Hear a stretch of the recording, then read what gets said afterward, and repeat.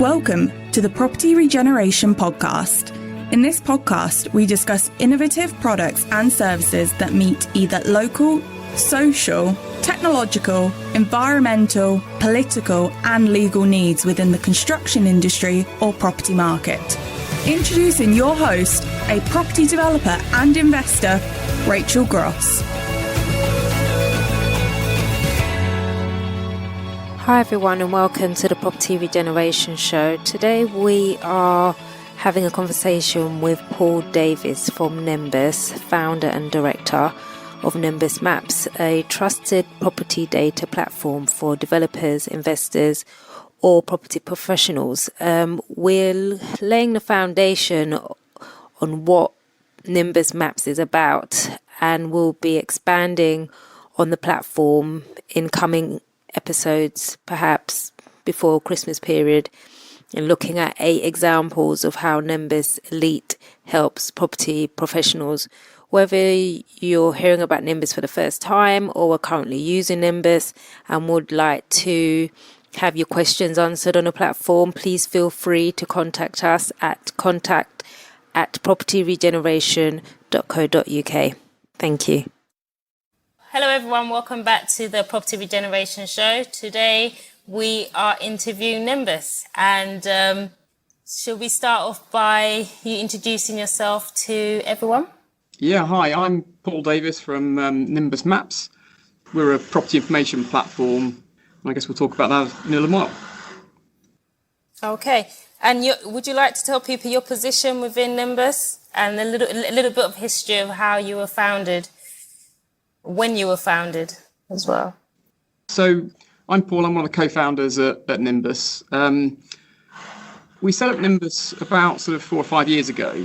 And it span out of some work we were doing before that. So we had a property development consultancy business before that. And what was kind of interesting about that business was that we were advising pub companies on how to change the use of their assets. So in the day when there were sort of smoking bans and this sort of stuff and kind of pubs closing down all the time, we were trying to help the pub companies to understand which pubs were going to trade well and which ones weren't going to trade well. Off the back of the ones that weren't going to trade well, how do you reposition them and get them from being empty and tired and sort of run down and stuff. And so we developed some technology to allow us to do that. And then we found that was really interesting. And we started to then look at saying, well, rather than doing it on a pub estate, so we sort of one point did about 10,000 pub reviews of 10,000 pubs. We started to say, well, actually, could we apply that across the whole of the UK? And it turns out we can, and hence Nimbus Maps. Nimbus Maps appeared as a product in the marketplace. Okay, and from your experience and with it out in the market now, were there similar platforms that were being exercised at the time, or was this something niche that you'd discovered and wanted to get out there to the wider market? Yeah, it was something that we discovered really. So back in about 2012, 2013, there was a sort of a European directive that asked all the countries across Europe to release information about their property and their sort of the cadastral, in effect, kind of all of the ownership they got across the UK and this sort of stuff. And that kind of gave us sort of an opening to start doing what we were doing for the pub companies. And there was nobody really else out there. So we were kind of a small niche development consultancy that were kind of helping on these sort of projects in effect. And that's kind of where it kind of came from, if you like. But the data wasn't there available. So there's kind of nobody else doing it at the time. And it was kind of interesting ways of approaching it, really. Okay. Because before I'd heard about Nimbus, I was more accustomed to land registry, which I'm sure a number of our listeners are as well. So how did Nimbus as a company advance the tools that land registry currently provides, and how would people see the benefit of switching from land registry to Nimbus? So this time to go back in 2012, 2013 is when the land registry started to release data. So there's kind of bits and pieces of data that the land registry released, and that's kind of where all this started, really. What we now have is we have a complete copy of all of the ownership across the UK. So we have kind of all the title plans, if you like, across the whole of the UK. So in effect, when you're searching with land registry, often you'll be searching through a through an address and a postcode and all that sort of stuff. It's slightly difficult to kind of often visualize that when you've got a list of properties and this sort of stuff you sort of that you want out of, in effect. Nimbus Maps at its core has all that ownership information sort of sat in the background, and then you can interface it through a map, which is much more intuitive than we believe, than sort of trying to pick it out off a list, in effect. So you've got an address where you don't kind of know what that piece of land is, or isn't even an address on that piece of land. You start doing index map search and this sort of stuff, where you've got to kind of sort of draw areas of the map and send it into the land registry and this sort of stuff. So it can be quite difficult sometimes to get that ownership from the land registry. And Nimbus kind of makes that so much easier. And then with Nimbus, what we then also do is we bring other information together and present that at the same time. So typically on any kind of development or investment, or if you're buying or selling or developing properties, you're going to start with that kind of red line around a plan, and that's the sort of the land registry piece. You're then going to move from there and start saying, well, how big is it? Is it big enough for what I want? Is it the right kind of size and shape? And that then means move into traditionally other products, other websites to try and answer those questions. You start saying, well, is there a planning history around it? Is there planning constraints? Are there leases granted on that title that I can't need to know whether that, if I'm trying to develop something, is there a lease going to stop me doing that, and this sort of stuff? And that's when Nimbus then becomes powerful, because it brings all that together for you. So in one place, you can kind of access all of that information, in effect. So it really seamlessly takes you through ownership and kind of allows you to access that so much more quickly. The land registry often revolves around forms and filling stuff in and writing checks and sending them off to this sort of stuff. And we sort of cut through all of that, because it's all kind of online and digital and automated and quick, in effect. And then we overlay this other information into it. So things like all of the properties are pre-measured on Nimbus, so you haven't got to go off and measure them again and say, well, actually, is that big? What I want to do? It's all there for you in a sort of a easy to digest way, if that makes sense. And then you can then do some other clever stuff when you start saying, well, once you've found something you're interested in, sort of the pre-qualifying of that. So what are the constraints that sort of sit alongside that? Are properties listed, are they flooded, all that kind of stuff. All of that, again, is within Nimbus. It sort of takes you that first bit around ownership and then sort of moves it on to the next level, in effect, and allows you to start to move sort of at its most basic. It sort of saves you time, rather than going to those different places to try and pull information together. Trying to find planning history off to the planners, trying to find if it's off to Historic England, all those kind of things. It just makes it kind of very quick and easy to do. And whilst on that topic, that transition from ownership to planning, there's the Nimbus platform somehow sync in with the planning portal? Because some people might be saying, well, why can't I just continue going to the planning portal, just type in the site address to get a planning history of that site? How does Nimbus encompass that information to give the user of the platform ease that they're actually getting access to the latest information? Yeah, totally. So Nimbus as a platform accesses about 1,000 different websites every night, sort of checks information on it and sort of brings it all together. So in that kind of list of 1,000 websites, there'll be all the planning websites and the planning portals that sort of form part of that. And absolutely, you can go off and you can sort of pull some of that information together. If you're looking for a single property, then you can go and you can type that address into whichever council's website it is and look at the information around that and sort of dig around into that. So at its most basic, that's where Nimbus kind of makes that quicker for you. The powerful bit then comes when you start saying, well, with that information to hand, you can then look at it in different ways. So the kind of things that are harder on council websites are then sort of saying, well, actually, if I'm interested in residential development, I'm interested in converting offices to residential, or I'm interested in, converting an office into student accommodation or something like that. And then with Nimbus, the access through to the things like planning comps or kind of picking out the buildings that then might match and might work for those particular types of properties then becomes much more powerful. So, as I say, kind of at a basic level, it sort of saves you time sort of finding this stuff. But actually then at the sort of the more powerful end of it, it then allows you to kind of cut and carve that in different ways and say, well, actually, I want to go and target this particular sector. So now show me the information around that sector and show me where I might find comps, so valuation, I might find comps, or if I want to go and submit this planning application, where do I find a similar planning application to understand how that process might go through? Okay. And you mentioned that it's a powerful tool for investors. Do you, or have you found that it's also a powerful tool for the traditional design team or project team in harvesting information, like for instance, thinking about architects, when they normally get a brief, they do the initial site analysis. Have you got a history of any of your current users who are coming from that background of design?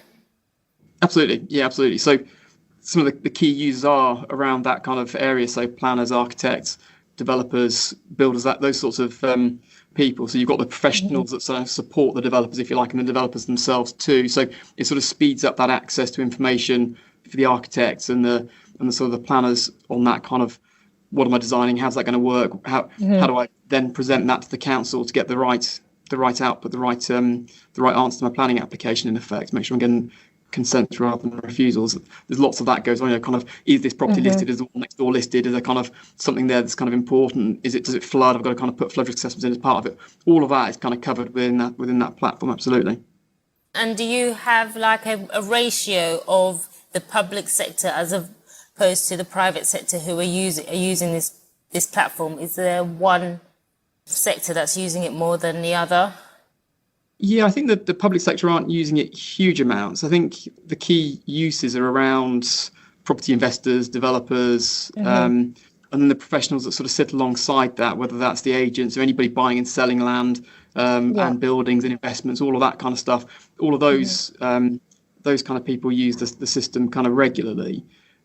Public sector, we do have people using it from the estates teams and this sort of stuff, and some of the people sort of trying to plan strategically around the council and that sort of stuff. We do have users for that, but more in that kind of development piece and kind of trying to say, well, where are those parts of land that we should be trying to unlock, and how do they fit together?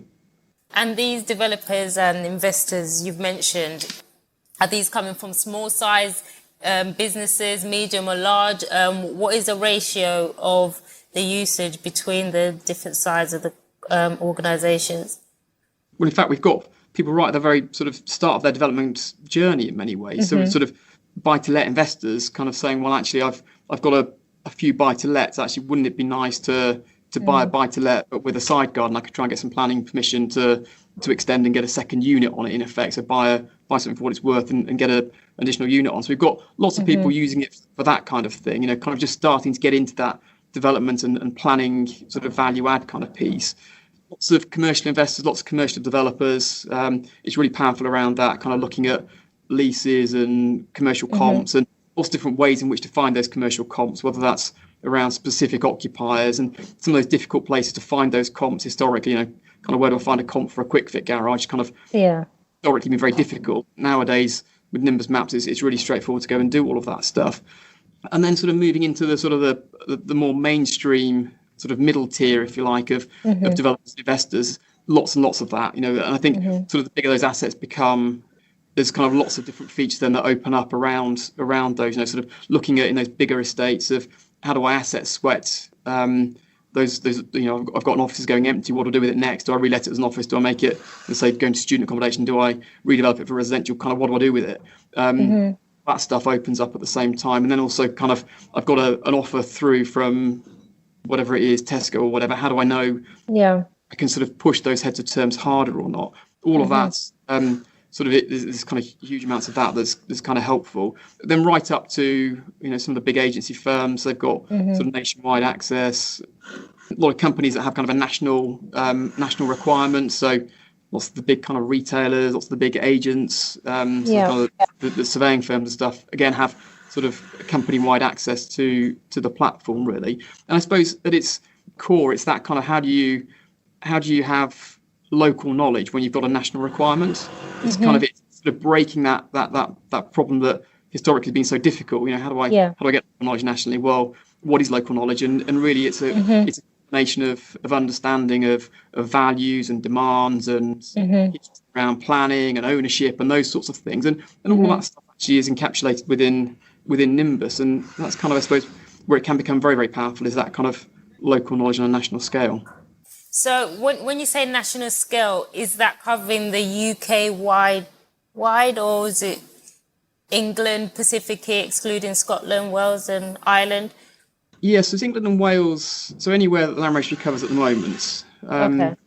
It may well go further in due course, but some of the Scottish, the Registry of Scotland don't have the same level of of access to their information that land registry does, and sort of the ownership bit is kind of a key starting point for most people. So we haven't moved up in Scotland yet, but I'm sure that should come soon. And Ireland and Wales? So Wales is covered, Ireland at the moment. Okay. Yeah. Okay. Brilliant. Burning question that I've been meaning to ask. We're going to go through this later, but in terms of the success of Nimbus, where do you find it in terms of like the scale of the projects, whether it's small, medium, or large? Is it right across the spectrum, or is there specific scalable size of a project that is proving very successful for your users when using Nimbus? There are 3 products that we've got, and I think all of them have their place to make a user successful, if you like. And so at that sort of small end, as I sort of said, kind of an investor trying to move from, I've got a little buy-to-let portfolio, how do I then move that into and start sort of moving into development kind of with low risk, because I guess that first step into development can be tricky. We've got a huge number of people that they kind of go on some of the sort of development training seminars, things like that, and they come out of that and then come across and use Nimbus, and often come to our training days where we help them kind of implement that. So sort of right down to that sort of, dare I say it, sort of small level, the kind of the individual investor that wants to become a developer. Huge success with that, because with any kind of subscription with Nimbus, typically you can very happily find a site a month and do a deal on a site a month very, very happily. And that often kind of bridges that gap from the small investor through to actually kind of medium-sized development companies, actually, because a deal a month is usually quite a lot for most companies. And then so sort of if it's just ownership and a bit of planning constraints, then the Essentials, the free platform, covers a lot of that off very easily for people. The Elite platform then, in effect, will get you a site a month, and that then is very powerful for most people, because actually sort of achieving that sort of level is kind of way in excess of where most of the users of Nimbus have been before they started with Nimbus. Yeah. And sort of up into that much bigger scale, then we have this site finding service, which in effect allows the user, if you like, although it's sort of it's run offline, it's run sort of through our data team here and our sort of technical team. It allows them to go off and search much bigger parts of the country. So we've done some really interesting stuff recently for much bigger companies, where one in particular, sort of a big London fund that had just raised an awful lot of cash, actually, and they were looking for well-located, underdeveloped industrial sites. Obviously, industrial's hot at the moment, so where do I find those well-located sheds that I can kind of buy and extend, or buy and refurb and sell on, in effect? Yeah. So a really interesting piece of work around that, sort of defining what well-located mean, defining what low density meant, and then bringing back a list of those sites. And they now are sending out 400 letters a week at the moment and getting about 15% response rate. There's kind of 60 new off-market opportunities sort of coming into their business on a weekly basis, which then allowing to put this money to work, in effect, and to invest it and sort of driving their business. So right through from, I want 2 or 3 deals done this year, thanks very much, to add to my buy-to-let portfolio. That is bread and butter, easy to do, thanks very much. Whether you do that on a course or come to our training day, and we'll show you how to do that with Elite. There's kind of 8 ways you find land with Elite, right the way up to big London funds that have raised a load of money and just raised their new fund and want to go and invest that in a particular type of asset, and that site finding service supporting that. And they have sort of about 10,000 properties off the back of it, and so they're sort of working through that at 400 a week, in effect. So kind of right the way through, sort of this sort of both ends of the scale, really. It works well. And I suppose where it came from was that sort of that pub site. How do I find opportunities in 6,000 pubs? It's a similar sort of thing, really. Okay. And what is the price range between the standard and Elite? I'm sure a lot of our listeners are perhaps wanting to know. Yeah, so the free version is obviously free. The only thing you pay for that is there's every now and again you might want to buy a title plan or title register. Not very often, but sometimes you do. And then you pay £3, the same as going to the land registry to go and get it. But you just do it through us. It's easier, in effect. The sort of the more powerful version, the premium version, which we call Nimbus Maps Elite, that's £110 a month or £875 a year. And that then will, in effect, will power you to go and find and in effect transact on a deal a month, frankly. So anything up to that sort of level, if you need less than that, it's plenty. If you want more than that, then that site finding service will kick in, and we can kind of help at that level. And then typically those sorts of searches are somewhere between sort of bottom end, sort of £500, £750 per search, and then go up significantly from there, depending on how difficult it is, that sort of the challenge that the customer sets in effect. Well, thank you. We will now probably be able to get a demonstration of perhaps 8 ways to find and develop opportunities using Nimbus, perhaps doing the free platform and then doing the elite platform, so people could get an idea of what they get from the 2 platforms and the limitations on a free platform. Yeah, certainly. Let's just switch you across then. So let's just share my screen here, if that's okay. So hopefully you can see that. Can you see that? Yes, I can. Yeah, fabulous. So this is my screen here. This is actually our elite version rather than our essentials version. Mm-hmm. The way that it works is that you sort of type in a search at the top and click search. The system then goes off and finds that location and plots it in the map in effect. So as I sort of said before, what I was kind of looking for, if I just click on a title here, that'll bring up my left-hand side panel. And in effect, this is sort of the base bit of the functionality I was talking about, where you sort of have ownership information. There's your sort of site boundary. You've got details around the owner and this sort of stuff, and then down through to site sizes and building footprints and what is the size of that particular building that we're looking at. So it's 3,000 square feet, and there's the planning history around it and this sort of stuff, and all of that kind of good stuff that we were sort of talking about. Yeah. The first way to sort of find land. So I've just sort of started in, this is in Birmingham. Let's swing around and sort of show you where we are. So this is kind of the Coventry Road going into Birmingham in effect. And I'll just kind of show you some of the ways in which you can find land. We might struggle to get through 8 in sort of 20 minutes, but we'll sort of do a few of them in effect. Sure. So one of the things that we do is we have this filters section here.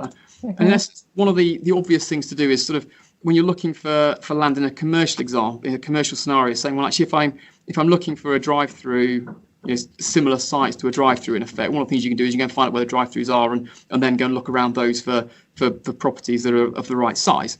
Yeah. So we have this sort of site size filter down here. For some reason, I can't get rid of the. There we go. It's got rid of that now. In effect, what I can do in the filters here is I can sort of set a site size. So, show me only stuff that's bigger than half an acre, because typically KFC and Mackie D's and people like that want half an acre or more. So what I can then do is I can click search, and then the system then goes off and just shows me those properties that are big enough for that use, if you like. Thanks for listening to the Property Regeneration Podcast. You can follow us on LinkedIn, Twitter, Instagram and Pinterest, and contact us on contact@propertyregeneration.co.uk for more content and to have your questions answered. Until next time, adopt innovations to accommodate the growing population.